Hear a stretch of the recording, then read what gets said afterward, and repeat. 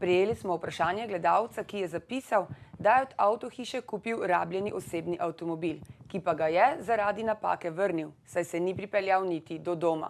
Prodajalec mu je vrnil le del kupnine.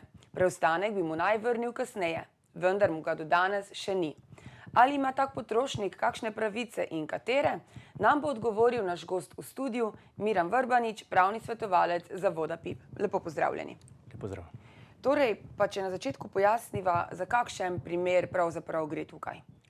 Iz posredovanih informacij gledalca ne izhaja povsem, ali je kot potrošnik uveljavljal reklamacijo iz naslova garancije ali stvarne napake, ali je želel razdor pogodbe iz kakšnega drugega vzroka.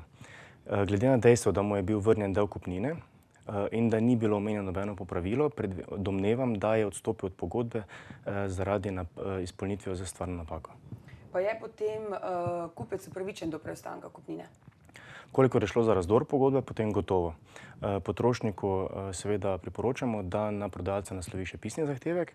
Pri tem je potrebno vedeti, da kupec mora vrniti načeloma avto v takšnem stanju, kot ga je prejel. Ker pa v tem primeru to ne gre, je za izpostaviti, da se lahko avto vrne tudi poškodovan oziroma popolnoma uničen, kolikor je to posledica napake, zaradi katere smo tudi odstopili od pogodbe.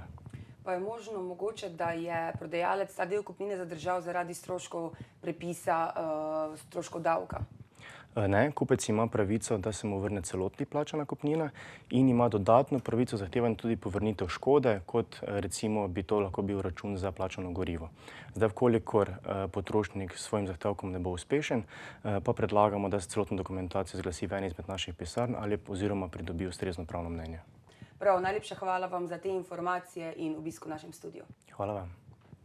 Gledalci, če imate tudi vi mogoče vprašanje za pravnega svetovalca, pojdite na našo spletno stran www.tvideja.si in tam najdete obrazec, ki ga lahko izpolnite.